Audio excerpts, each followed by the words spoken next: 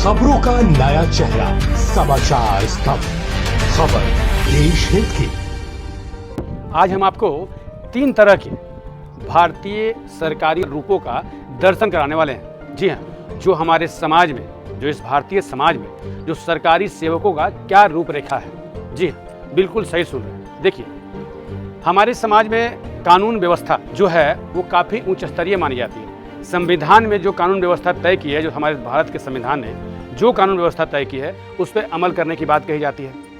आम लोगों को, हम देश के आम नागरिक शुरुआती में ही हैं। लेकिन जो उस संविधान के रखवाले हैं, जिनको हमने बनाया, जो हमारे टुकड़ों पे पलते हैं, अगर हम उन्हें टैक्स नहीं दें तो शायद उनकी 2 वक्त की रोटी भी नसीब नहीं हो पाएगी, सरकार नहीं दे पाएगी उन्हें। हमारे टैक्स पे, हमारे दिए हुए पैसों पे पलने वाले लोग, पब्लिक सर्वेंट, मतलब कि आम लोगों का नौकर, सीधा एक लहजा में आपको बताना चाहता हूँ। उनकी परिभाषा मैं आपको बताता हूँ। जो कानून के रखवाले हैं, किस तरह के रखवाली करते हैं, उनको 3 तरह, माने 3 कैटेगरी में बांटा गया है। एक कानून के रखवाले जो अत्याचारी हैं, और एक घूसखोर हैं, और एक जो है ना वो बड़ी विचित्र है, मऊगा कहते हैं। मऊगा कानून के रखवाले इनको कहा जाता है, जिनका कोई भी औचित्य नहीं है, जिसको साफ लहजे में हम मुंहचोर कह सकते हैं, और आम भाषा में हम उसे मऊगा कहते हैं। समझिए, जो किन्नर हैं उनको तो भगवान ने बना दिया है, वो जो हैं वो हैं, कहीं से भी उनको मतलब कि अलग दिखने की ज़रूरत नहीं है। वो अर्ध नारेश्वर हैं, आधा नारी और आधा पुरुष गुण में है। वो दुनिया जानती है, वो अपने जगह पे सटीक बैठ रहे हैं। लेकिन ये किस तरह के हैं, जो खाकी वर्दी पहने हुए हैं, सादी वर्दी पहने हुए हैं, खादी पहने हुए हैं, वो हमारे समाज में बैठे वो भ्रष्ट लोग समाज को किधर लेके जा रहे हैं। और वही नहीं, उन लोगों के साथ जुड़े वो समाज के भ्रष्ट आम आदमी भी, जो उन भ्रष्टियों के साथ जुड़कर उनके हाँ में हाँ मिलाते हैं। थोड़ी सी कड़वी है, लेकिन थोड़ी पीनी पड़ेगी, समझनी पड़ेगी कि आखिर गलती कहाँ है। गलती केवल वही नहीं है जिनको हम लोगों ने रक्षक बनाए हैं, अपने कानून के रखवालों को, इस हिंदुस्तान को, या फिर यूँ कहिए कि हर देश को दिया जाता है उन रक्षकों को, जो हमारे ही दम पे पलते हैं। लेकिन उनके साथ साथ हम भी करप्ट हैं, इस चीज़ को मान के चलिए। खुद को भी सुधारनी है, और उनको, जिनको हम लोगों ने रक्षक बना के रखा है, कानून की पाठ पढ़ाकर और पढ़कर जो वहाँ शामिल हुए हैं उस कानून के रखवालों के रूप में, उनकी परिभाषा मैंने दी है। पहली, जो अत्याचारी पुलिस है। दूसरी, जो घूसखोर सरकारी सेवक हैं। तीसरी, जो मऊगा मुंहचोर सरकारी सेवक हैं। ये तीनों का परिभाषा शायद आने वाले जो बीते हुए समय है उसमें आप लोगों ने देख चुका होगा। बिहार का एक चर्चित हत्याकांड कह सकते हैं, भरत तिवारी के रूप में। जब वो जिंदा थे, अपने क्षेत्र की तमाम समस्याओं, मूलभूत सुविधाओं को लेकर के तमाम अधिकारी, नेता, न जाने किसके पास वो गए और अपनी बातों को रखे, नहीं सुना गया।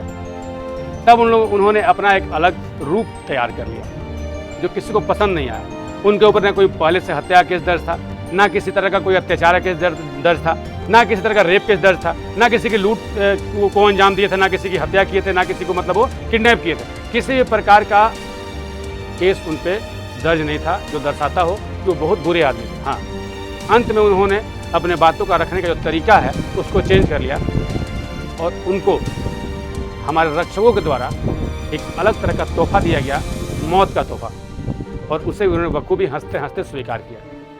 उसके बाद की सारी कहानी आप समझ रहे हैं और देख भी रहे हैं सोशल मीडिया के माध्यम से। दूसरा है मऊगा पुलिस।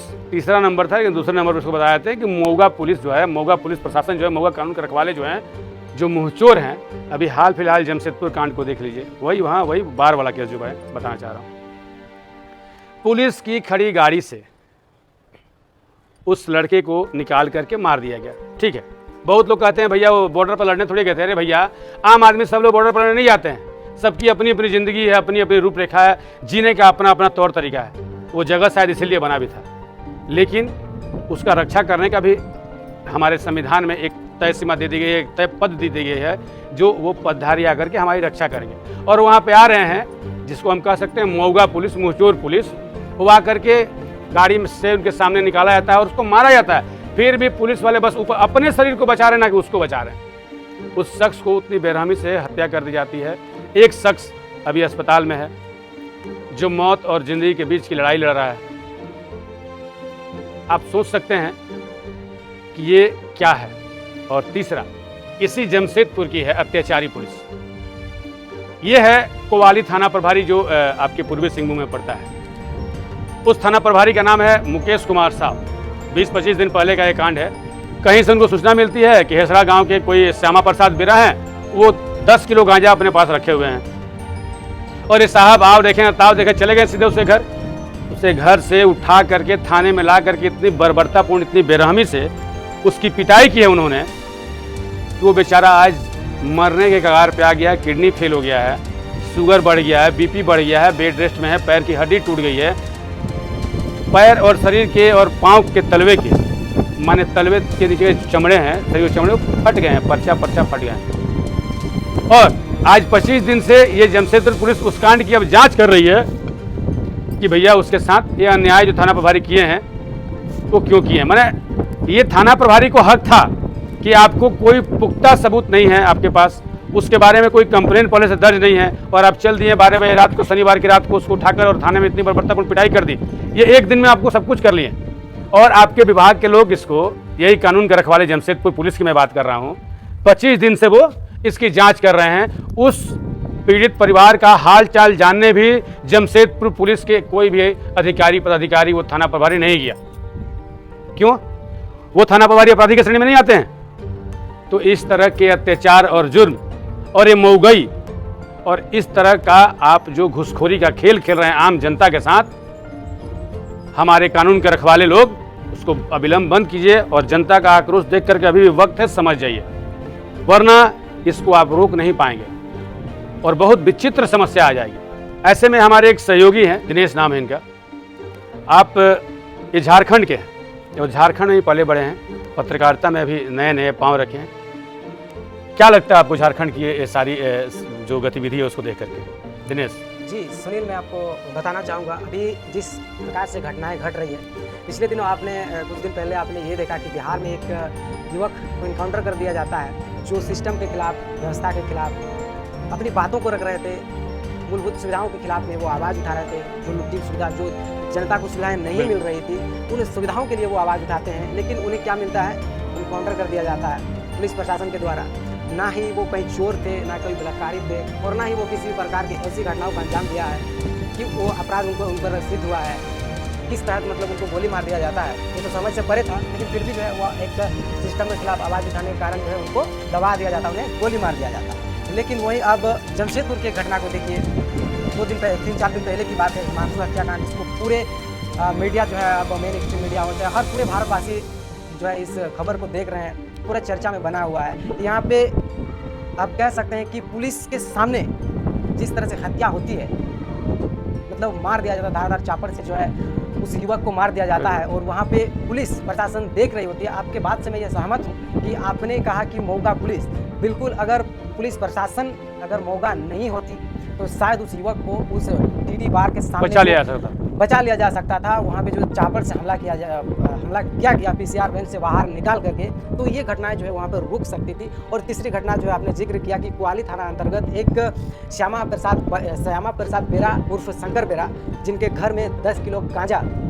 मतलब है, और ये सूचना जो है कोवाली थाना प्रभारी को दिया जाता है। शक के आधार पर वो आते हैं और आने के बाद जो है उन्हें थाना ले जाया जाता है और वहाँ पे जो है उन्हें मारा जाता है, पीटा जाता है, हड्डियाँ तोड़ दी जाती है, बाद में वो अस्पताल में भर्ती कर दिया जाता है। वो परिवारों के द्वारा अस्पताल में भर्ती करते हैं। लेकिन ये मेरा सवाल ये है कि शक के आधार पर किसी भी व्यक्ति को थाने ले आना या फिर थाने में ला करके मारपीट करना, ये कहाँ की कानून व्यवस्था है और ये भारत में?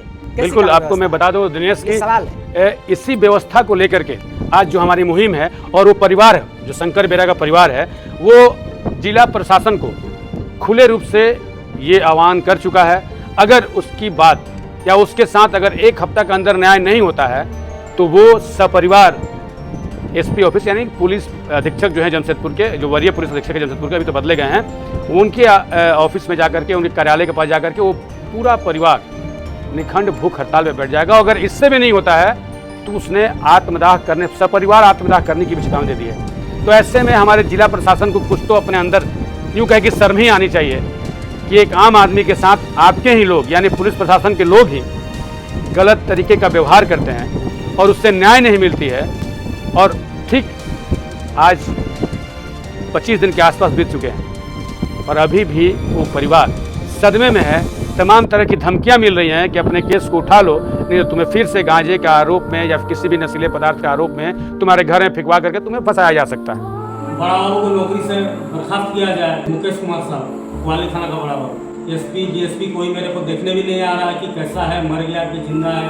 इतना खर्चा हो रहा, मेरे को कमाई का भी सब खत्म हो गया, मेरे एक पैसा कमाई नहीं हो रहा, चल फिर नहीं सक रहे हैं। डॉक्टर अभी 2 महीना 3 महीना कभी कुछ मतलब ये किया ही नहीं है। देख रहे हैं पैर में अंदर नीचे ऐसा हो गया कि क्या बोलेंगे, पूरा छाला पड़ा हुआ लाल, देख रहे हैं ना, हम चल फिर नहीं सक रहे। घाव अभी तो सूखा नहीं है, पैर पूरा खुला हुआ है, और दूसरा पैर फ्रैक्चर है तो हम जमीन में रख भी नहीं सक रहे हैं, ऐसा हो गया। अगर 1 हफ्ता के अंदर मेरे को न्याय नहीं मिला, आज 21 दिन हो गया, मेरा मारपीट का विषय में कोई आज तक जांच पड़ताल भी नहीं हो रहा है। थाना वो मार दिया था मुकेश कुमार साहब, ग्वालियर थाना प्रभारी, अभी तक कुछ जांच पड़ताल नहीं, हमको कुछ मालूम भी नहीं हो रहा। हम इससे परेशान हैं, डॉक्टर के यहाँ जा जाके दुनिया भर का खर्चा हो रहा, हम चल फिर नहीं सक रहे हैं।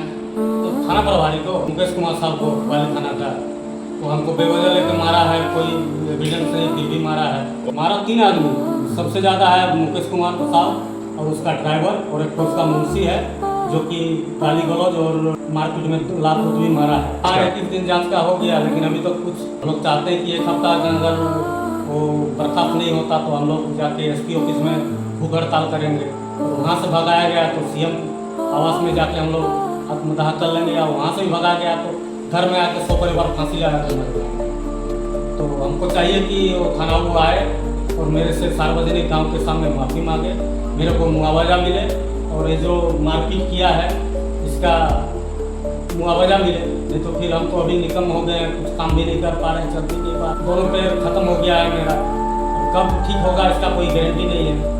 पूरा पैर में पूरा छाला पड़ा हुआ है, अभी तक पैर खुला ही हुआ है, फ्रैक्चर भी अभी यही है, चल फिर बिल्कुल नहीं सक रहे हैं, खाने भी नहीं सक रहे हैं, गला से नीचे उतर नहीं रहा है, गला में भी मारा है, डंडा से मतलब दबा के रखा था गला में, फिर बुट से भी मारा है लेटा करके हमको, घुटना में भी मारा है, टहनी में मारा है, हाथ ऊपर करवाया था जब नीचे किए तो खूब मारा है, सब हाथ में सब दर्द है, घुटना में दर्द है, खाना पीना भी नहीं जा रहा है, खा रहे हैं तो उल्टी हो रहा है, पानी भी मांग रहे हुए हैं, 1 बूंद पानी भी मेरे को नहीं दिया खाना में। इतना बर्बरता से पिटाई किया, जबकि मेरा कुछ दोष नहीं है, ना हमको देखने आए हैं कैसा है क्या है कि जिंदा है कि मर गया, कुछ खबर नहीं, हमको भी खबर नहीं। मुख्यमंत्री साहब से कहना चाहते हैं कि वो हेमंत है तो हम लोग का हिम्मत भी है कि उन लोग का राज्य में ऐसा अन्याय हो रहा है, वो हम लोग को न्याय दिलाने का कृपा करें। जो हमको फंसाया है थाना प्रभारी का जो दलाल लोग है, वो लोग आके अभी भी मेरे को धमका रहा है कि केस वापस ले लो, नहीं तो अभी भी 5 किलो गांजा फेंक के और तुमको अभी भी उठवा लेंगे। तो हमको प्रशासन से ये कहना है कि जो दलाल लोग हमको धमका रहा है उन सबको भी जेल होना चाहिए। लोग अभी भी मेरे को धमकी दे रहा है थाना बाबू का दलाल लोग। हमको मुख्यमंत्री साहब से पूरा भरोसा है कि न्याय दिलाएंगे, जो साजिश हम लोग को फंसाने में किया हो सबको जेल होना चाहिए। आज 21 दिन बीत चुके हैं और मेरे पिता श्यामा प्रसाद बेरा जी को मारने वाले जो आरोपी हैं श्री मुकेश कुमार साहू, जो कि ग्वालियर के थाना प्रभारी हैं, वो आज भी खुलेआम घूम रहे हैं और उन पर आज तक कोई कार्रवाई नहीं की गई है। ना तो उनको सस्पेंड किया गया है, ना ही ट्रांसफ़र किया गया और ना ही नौकरी से बर्खास्त किया गया है। और खुलेआम जो मुकेश कुमार साहू के जो दलाल थे, जो उनके साथ पार्टनरशिप में थे मेरे पापा को फंसाने के लिए, वह आज भी हमारे पास आकर हमको धमकी दे रहे हैं कि केस वापस ले लो, वरना जो तुम्हारे पापा हैं उनके घर में हम आज भी 5 किलो गांजा फिकवा के उनको अरेस्ट करवा सकते हैं और वहीं लोगों में उसको मरवा भी सकते हैं।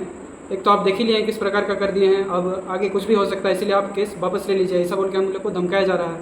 अब मेरे पापा ने जो कहा कि उनका जो जिला प्रशासन से तो भरोसा उठ गया है, क्योंकि जो डीएसपी है रोहित कुमार रजवार, जिनको इस केस का इन्वेस्टिगेशन का रिपोर्ट जो भी सौंपा गया है जांच का रिपोर्ट बनाने के लिए, वो भी 21 दिन बीत जाने के बाद भी आज तक कोई रिपोर्ट हम लोग को कोई पता नहीं चला है। सिर्फ वो हॉस्पिटल में एक बार देखने आए थे और अभी हमारे घर में कभी एक झलक देखने भी नहीं आया कि मेरे पिता जीवित हैं कि मर गए, उनका क्या हाल है, कुछ भी नहीं किया गया। वो भी बस खाना पूर्ति किया जा रहा है कि जांच चल रहा है, बट आज 3 हफ्ते बीतने के बाद भी वे उनका ना तो कुछ रिपोर्ट आया है और ना ही कुछ सूचना मिली है हमें कि कुछ चल रहा है जांच बोल के। अब हमारी जो लास्ट और अंतिम जिस पर भरोसा रह गया वो झारखंड के मुख्यमंत्री श्री हेमंत सोरेन पर रह गया है। और जैसे कि मेरे पापा ने कहा कि जो भी अब करेंगे वो हमारे हेमंत सरकार जी ही करेंगे, और बस मैं अपने पिता के इसी बात का ही अमल करता हूँ और आगे जो होगा वो झारखंड सरकार पर ही नहीं था। हमें बस एक ही चीज़ पता है, हेमंत है तो हिम्मत है, क्योंकि हम झारखंड राज्य के निवासी हैं तो हमें उन पर पूर्ण रूप से भरोसा है कि वे निष्पक्ष जांच कराकर इन सभी जो केस बना है इस पर पूरा अपना जांच चलवाएंगे और हमें न्याय दिलवाएंगे। कि जो हमारे मुख्यमंत्री हेमंत सोरेन हैं वे थाना कोतवाली के जो मुकेश कुमार साहब हैं उनको नौकरी से बर्खास्त करेंगे और उनसे यह बुलवाएंगे कि हमारे गांव में आकर सबके सामने सार्वजनिक रूप से माफ़ी भी मंगवाएंगे और साथ ही साथ हमें जो भी खर्चा हुआ है उन सभी का मुआवजा भी मिलेगा। तो कैसे जी रहा हो परिवार, आप सोच लीजिए। केवल आपके अत्याचार से, पुलिस प्रशासन के एक थानेदार के अत्याचार से वो घर आज जिंदगी और मौत से लड़ रहा है। उनकी मानसिक संतुलन बिगड़ गई है, उनकी मानसिक स्थिति खराब हो चुकी है, उनको 2 वक्त की रोटी जो है वो ठीक से नहीं खा पा रहे हैं। ऐसे में जिला प्रशासन से एक अपील तो हम जरूर करेंगे कि आप किस कदर अपने खुद को रखे हुए हैं या किस स्तर पर रखे हुए हैं। आप खुद समझ सकते हैं कि इस तरह के लोगों के ऊपर आपके जो पुलिस प्रशासन के थानेदार हैं वो कैसे अत्याचार करते हैं। और हाँ, मैं आपको बता दूं कि इस कड़ी में हमारी एक जांच में यह पाया गया था कि कहीं भी उस हेसड़ा कोतवाली थाना में जो श्यामा प्रसाद बेरा के साथ कथित रूप से थाना प्रभारी के रूप प्रभारी जो मारपीट किए हैं वो सरासर गलत था। मामला जो था वो प्योर जमीन विवाद से जुड़ा हुआ था और उस जमीन विवाद का मैं अगले एपिसोड में मैं पूरा पोल खोलूंगा कि आखिर वो मामला क्या था जिस मामले में वो पुलिस प्रशासन के लोग यानी कि कोतवाली थाना प्रभारी संलिप्त थे, किससे उन्होंने कितने पैसा लेकर के उस गरीब को मारने का काम किया है। यानी कि यूँ कहिए कि वो अगर थाना प्रभारी का बस चलता श्यामा प्रसाद बेरा को थाने में ही मार चुके थे, लेकिन शायद उनको शक हो गया कि आदमी मर जाएगा तो वहाँ से हटाएं। और ऐसे नहीं, उस परिवार को जाकर उन्होंने थाना प्रभारी ने खुद स्वीकार किया, पता नहीं मेरा कौन सा माथा में भूत घुस गया था कि हम तुमको इतना मार दिया। अब आप आम जन हैं, आम लोग हैं, तय कर लीजिए कि इस हिंदुस्तान में, इस झारखंड में, जमशेदपुर में कैसे रहना है और खुद को क्या साबित करना है और खुद को किस तरह से इन कानून के रखवालों से भी अपने आप को बचाना है। हमारे समाज में तमाम तरह के लोग और लोगों की जो गंदी गतिविधियाँ वो तो फैली हुई है, लेकिन उस गंदी गतिविधियों में हमारे प्रशासन के जो लोग हैं वो भी कम दोषी नहीं हैं। क्या दिनेश? सही बात है, बिल्कुल। देखिए, एक चीज़ सोचने वाली बात है कि कोतवाली थाना अंतर्गत हेसड़ा गांव के जो श्यामा प्रसाद बेरा हैं उर्फ शंकर बेरा, उनका इतिहास देख लीजिए। इससे पहले ना कोई आपराधिक रिकॉर्ड है, ना कोई शराब बेचने का रिकॉर्ड है और ना ही वो किसी भी तरह के गलत मतलब गतिविधियों के साथ संलिप्त हैं। इसके बावजूद भी जो एक शक के आधार पर जो है उनको थाने में बुला करके मतलब थाना ले जाया जाता है और थाने में किस तरह से बर्बरतापूर्ण पिटाई की जाती है, उनका मतलब हड्डियाँ तोड़ दी जाती है। इसके बाद उनका बीपी, शुगर सारा कुछ जो है बढ़ जाता है, जिसके चलते उनका काफ़ी जो है परेशानियाँ भी जो है झेलनी पड़ती है। और ऐसे ही आप ये भरत तिवारी वाला कांड को भी आप देख सकते हैं, उनके पास भी ऐसी कोई भी आपराधिक रिकॉर्ड जो है इससे पूर्व में नहीं था। एक साधारण व्यक्ति थे जो कि बीएससी से भी पढ़ाई कर चुके थे, बीएससी की पढ़ाई भी कर चुके थे, लेकिन उस सिस्टम के खिलाफ लगातार जो है आवाज़ उठा रहे थे। सिस्टम से परेशान होकर के आवाज़ उठा रहे थे, परेशान होकर के जो है आवाज़ उठा रहे थे, जिसके कारण जो उनका सिला उनके मतलब अंतिम जो परिणाम उनको क्या भुगतना पड़ा। जमशेदपुर के 2 युवक आज, जमशेदपुर के जो 2 युवक हैं प्रत्युष और हिमांशु की, तो खैर वो उनकी मौत हो गई, लेकिन प्रत्युष जो है अभी भी वो मौत और जिंदगी के बीच लड़ रहे हैं में ही पले बड़े हैं। अलग बात है कि हमारा जो जन्म है वो बिहार में हुआ है, लेकिन आप तो झारखंड के ही हैं। क्या लगता है कि झारखंड की सरकार, झारखंड की जो प्रशासनिक विधि व्यवस्था है उससे आप संतुष्ट हैं? देखिए, अभी जिस तरह से घटनाएं घट रही है और इससे पहले भी आप देख सकते हैं, चूँकि हम लोग जमशेदपुर और सरायकेला के बीच मतलब बॉर्डर के आसपास में ही हम जो है रहते हैं, तो वहाँ से हर दिन जो है हमें ये घटनाएं देखने मिलती है। कहीं चापड़ चल जाता है, कहीं चाकू चल जाता है, कहीं गोलीबारी होती है। इससे हमें ये मतलब समझ सकते हैं कि हमारी जो झारखंड की जो पुलिस प्रशासनिक व्यवस्था है ये पूरी तरह से मतलब एकदम ठप हो चुकी है, जिसके कारण से जो है आज आम जनता सुरक्षित है। आप व्यापारी वर्ग देखिए, चाहे वो किसी भी वर्ग के जो लोग हैं उनको उठा करके देखिए, सारे असुरक्षित जो है अपने आप को जो है इस पुलिस प्रशासनिक व्यवस्था के कारण जो है असुरक्षित महसूस कर रहे हैं। कहीं ना कहीं ये पूरा एक कह सकते हैं कि पूरा एकदम सिस्टम जो है पूरी तरह से ठप हो चुका है। बिल्कुल दिनेश, देखिए आज की तारीख में जिस तरह से हमारी कानूनी व्यवस्था है यूँ कहें कि बिल्कुल लचर हो चुकी है। पुलिसिया लोग जो हैं, जो पुलिस की वर्दी पहन चुके हैं, उन्हें बस हेलमेट, जूता और चश्मा और ड्राइविंग लाइसेंस, तमाम तरह की ये छोटी मोटी ही चीज़ें दिखाई देती है। जैसे लगता है कि वो पाकिस्तान बॉर्डर क्रॉस कर गया हो कोई युवक, अगर उनके नज़र से अगर बच के चला गया, अगर हेलमेट नहीं लगाया है तो। लेकिन उनके सामने चापड़ लेके लोग कहाँ चले जाते हैं, गन लेके कहाँ चले जाते हैं, पिस्टल लेके कहाँ चले जाते हैं, ये पुलिस को भनक नहीं लगती है।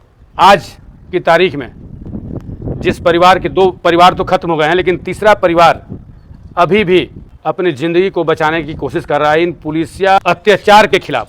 और इस पुलिसिया अत्याचार से तंग आकर वो परिवार आज इतना पीड़ित है। हेसड़ा के श्यामा प्रसाद बेरा मैं जिला पुलिस प्रशासन, जमशेदपुर जिला प्रशासन से ये अपील करूंगा, निवेदन करूंगा, प्रार्थना करूंगा, उस परिवार को न्याय दिलाइए साहब, क्योंकि परिवार काफ़ी पीड़ित है आपके पुलिसिया कार्रवाई से। सारे सबूत, सारे तथ्य आपके सामने हैं, बावजूद इसके आज 25 दिन 26 दिन बीतने के बाद भी उस परिवार को आपके पुलिस प्रशासन के लोग देखने तक नहीं गए हैं कि परिवार जी रहा, मर रहा, किस स्थिति में है। जमशेदपुर के नए एसएसपी साहब, आपसे अपील है, एक बार जरूर देखें इस कड़ी को। जो मुद्दा हमने आपको बताया, जो अगला इस कड़ी से, इस प्रकरण से जुड़ा हुआ है, कोतवाली थाना और जो श्यामा प्रसाद बेरा है उनके प्रकरण से जुड़ा हुआ है, जो मामला छन के सामने आया है, हमारी थोड़ी सी पड़ताल बाकी है। उसके बाद थाना प्रभारी ने कैसे और क्यों उस शख्स को, बेगुनाह शख्स को उठाकर अपने थाने में लेकर गए और बर्बरतापूर्ण पिटाई की, इसकी पोल हम आपको खोलेंगे।